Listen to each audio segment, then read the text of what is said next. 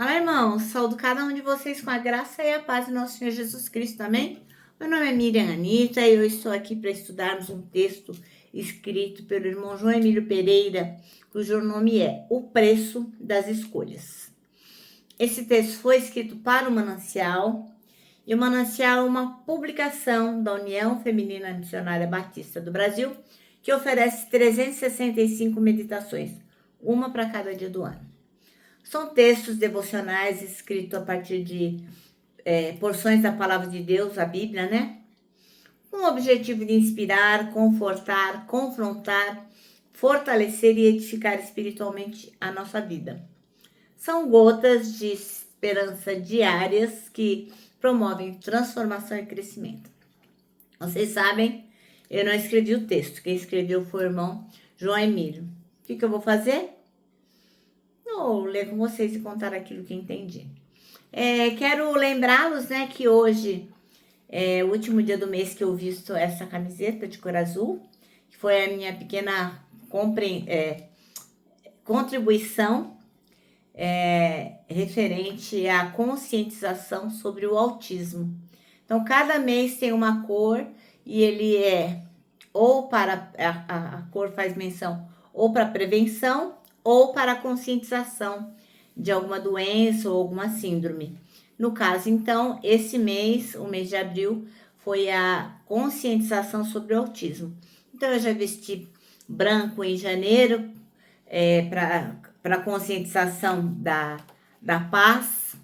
Fevereiro, eu vesti lilás e laranja, que era o mês de prevenção do Alzheimer e da fibromialgia e lúpus. Março, então, eu vesti lilás bem clarinho, que era o mês de prevenção do câncer do colo de útero. E agora, então, eu vesti este azul claro, que era o mês de conscientização sobre o autismo. Então, é só um jeito de contribuir também, tá bom? Então, esse é o último dia do mês que eu uso essa cor de camiseta. Bom, eu quero pedir para vocês compartilharem o nosso devocional, porque é a palavra de Deus e é importante que a palavra de Deus seja divulgada. Então, eu conto com você, conto que você vai se inscrever no canal, você vai compartilhar com outras pessoas, você vai fazer um comentário, vai acionar o sininho. Para quê? Para o nosso canal ter vida e a palavra do Senhor possa circular. Tá bom? Então, vamos orar e pedir ao Senhor que nos ajude a entender qual é o preço das escolhas. Ó Deus, nós pedimos que Tu nos mostres a importância de fazermos escolhas certas, importância de fazermos escolhas que agradem o Seu coração e que curem a nossa vida, a nossa alma. Muito obrigada por tudo, Senhor, pelo privilégio de estudarmos a Tua palavra. Em nome de Jesus que oramos. Amém. Bem, então hoje nós leremos Josué 7, que é um capítulo super forte sobre o preço das escolhas erradas. Então, depois da vitória em Jericó, o povo de Israel foi derrotado em Ai. Por quê? Porque Acã tomou para si coisas que Deus tinha falado que fossem destruídas. Então, o pecado de um homem trouxe consequências para toda a comunidade. Trouxe derrota, medo e até morte. Qual que é a mensagem central? É que as escolhas individuais têm impacto coletivo. O pecado escondido não fica oculto, não adianta, ele não fica oculto para sempre. Mais cedo ou mais tarde vem a luz. E aí, quando se revelar, vai ficar bem ruim. A obediência traz vitória, mas a desobediência custa muito caro. Deus leva sempre a sério a santidade do seu povo e Ele não tolera compromissos com aquilo que Ele rejeita, com aquilo que Ele não gosta, com aquilo que Ele não admite. Qual é a aplicação prática? Moral da história. Assim como Acã, muitas vezes a gente pensa que as nossas decisões afetam apenas a gente mesma. Ah, não, pega nada, vou fazer esse negócio aí, eu que vou dar conta. Não, mas presta atenção. Este capítulo de Josué, o capítulo 7, vai mostrar que as nossas escolhas, elas têm preço e podem atingir a família, a comunidade e até o futuro das pessoas. Então a lição é muito clara. A gente tem que obedecer a Deus, mesmo quando parece difícil. Sempre será mais leve obedecer a Deus do que carregar consequências da desobediência. Tá bom? Então vamos ler. Pega aí a sua Bíblia, que Josué 7 é um pouco compridinho. E a gente vai lendo juntinhos. Lembrando que eu tô lendo esse ano na tradução, na nova tradução da linguagem de hoje, tá bom? Então diz assim, ó, o pecado de Acã. Deus havia ordenado ao povo de Israel que ninguém guardasse nada do que era para ser destruído. Mas a ordem foi desobedecida. Acã escondeu algumas coisas e por isso o Senhor ficou muito irado com os israelitas. Acã era filho de Carmi, descendente de Zadi e descendente de Zera da tribo de Judá. Josué enviou alguns homens da cidade de Jericó até aí, cidade que fica a leste de Betel, perto de Bet-Avém. Ele mandou que fossem ver a terra. Eles foram e examinaram bem a cidade. Então voltaram e deram a Josué o seguinte relatório. Não é preciso que todo mundo vá. Mande só 2 ou 3 mil homens atacarem aí, porque existe pouca gente lá. Assim foram mais ou menos 3 mil homens. Porém, os homens de Aí fizeram os israelitas recuarem e mataram os 36. E eles perseguiram os israelitas desde o portão da cidade até a pedreira, matando-os na descida. Então, o povo ficou completamente desanimado e perdeu toda a coragem. Em sinal de tristeza, Josué rasgou a sua roupa e se jogou no chão, com o rosto em terra, na frente da arca da aliança de Deus, o Senhor. E os líderes de Israel fizeram a mesma coisa. Ficaram ali com Josué até de tarde. E fizeram como ele. Também jogaram terra na cabeça para mostrar que estavam tristes. E Josué disse: Ó Senhor meu Deus, afinal de contas, por que fizeste esse povo atravessar o Rio Jordão? Foi para nos entregar aos amorreus? E eles o matarem? Por que não ficamos do outro lado do Jordão? Senhor, eu peço desculpas, mas já que Israel fugiu do inimigo, o que eu posso dizer? Os cananeus e todos os outros moradores dessa terra vão saber disso. Eles os cercarão e nos matarão a todos. E neste caso, o que fará em favor do teu grande nome? E o Senhor Deus respondeu a Josué: Levanta-te. Por que é que você está aí desse jeito, com a cara no chão? O povo de Israel pecou. Eles quebraram a aliança que haviam feito comigo. A aliança que eu mandei que guardassem. Ficaram com algumas coisas que eu mandei que fossem destruídas. Eles roubaram essas coisas, mentiram por causa delas e as colocaram no meio da bagagem deles. É por isso que os israelitas não podem enfrentar o inimigo. Fogem dele porque agora eles mesmos estão condenados à destruição. Se vocês não destruírem o que roubaram, eu não continuarei com vocês. Levante-se e vá santificar o povo. Diga que se purifiquem para amanhã, porque eu, Senhor, o Deus de Israel, digo isto. Israelitas, vocês estão guardando algumas coisas que eu mandei destruir. Enquanto não se livrarem delas, vocês não poderão enfrentar os inimigos. Amanhã vocês se apresentarão tribo por tribo, e haverá sorteio. A tribo que eu indicar virá à frente, grupos de famílias por grupos de famílias. Aí o grupo de famílias que eu indicar virá à frente, família por família. Finalmente, a família que eu indicar virá à frente, homem por homem. Então, aquele que o sorteio indicar que ficou com essas coisas será queimado.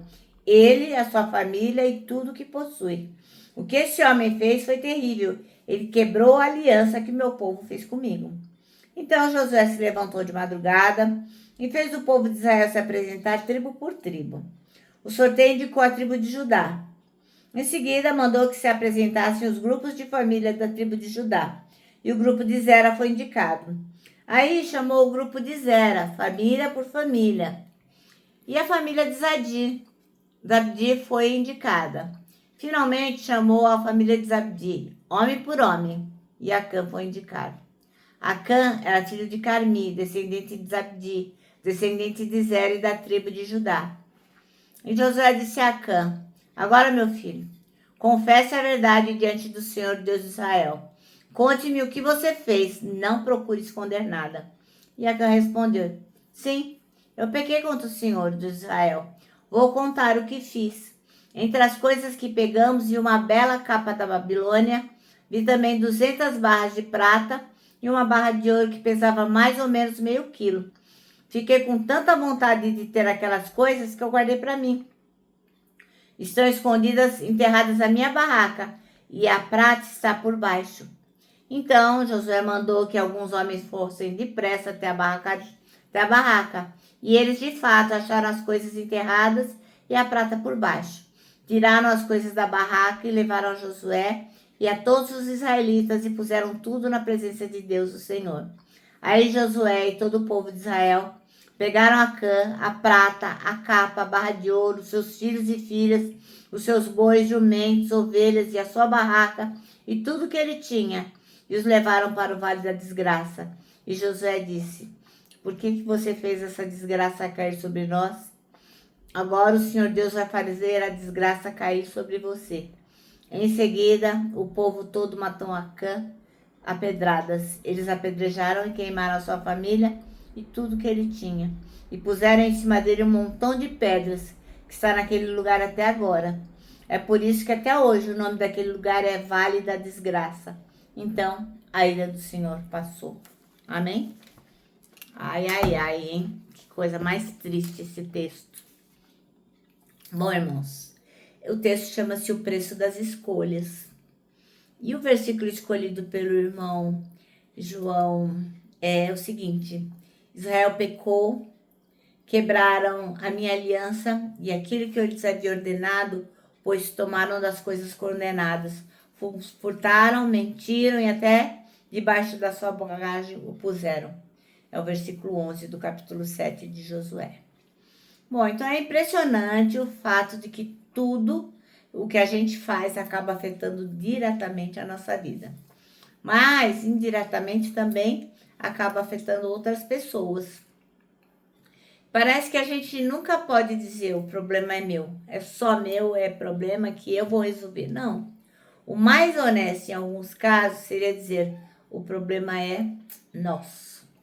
Afinal, praticamente tudo o que a gente faz tem efeito e repercute sobre outras pessoas. A cobiça e a desobediência de Acã trouxeram derrota a todo o povo de Israel. Deus tratou aquele problema de forma severa. Para quê? Para evitar que a desobediência e a desordem se espalhassem no meio do povo. Que eles achassem assim: não pega nada, né? Ele roubou, pegou as coisas para ele, não deu em nada, vamos fazer nós também. Então, outro exemplo claro dessa realidade é o de Jonas. Você lembra do Jonas, do peixe grande? Quando ele desobedeceu ao Senhor e se escondeu no interior de um navio, o mar se tornou super tempestuoso, o barco ia para lá e para cá, o navio ia afundando, né? E aí, né, como o barco quase naufragou, por quê? Por causa da teimosia de Jonas. O contrário também é verdadeiro. A obediência enche a nossa vida de vitórias e de bênçãos, alcançando aqueles que estão ao nosso redor. Quando a gente escolhe, a gente opta pela obediência, a gente está escolhendo a bênção para nós e abençoando a vida de outras pessoas. Amém? Bom, meus irmãos, nosso manancial termina assim, ó. A desobediência enche nossa vida de vitórias. Perdão. A obediência enche a nossa vida de vitórias e bênçãos, e aqueles que estão ao nosso redor também são alcançados. Então, quando a gente é obediente, a gente tem vitórias e bênçãos, e acaba isso refletindo nas pessoas que estão ao nosso redor. Amém? Bom, agora eu vou terminar deixando aqui meu abraço de urso. Lembrando que para nós que sabemos que o preço das escolhas erradas ele é muito alto, para nós o abraço está super certo. Super certo. Lembra também que temos um versículo para decorar, que é 1 Coríntios 3,16, que diz o seguinte: somos o templo onde o Espírito Santo habita, se move e manifesta a glória de Deus. E agora eu termino com a frase do reverendo Augustus Nicodemos, que diz o seguinte: arrependimento não é quando você chora, é quando você muda.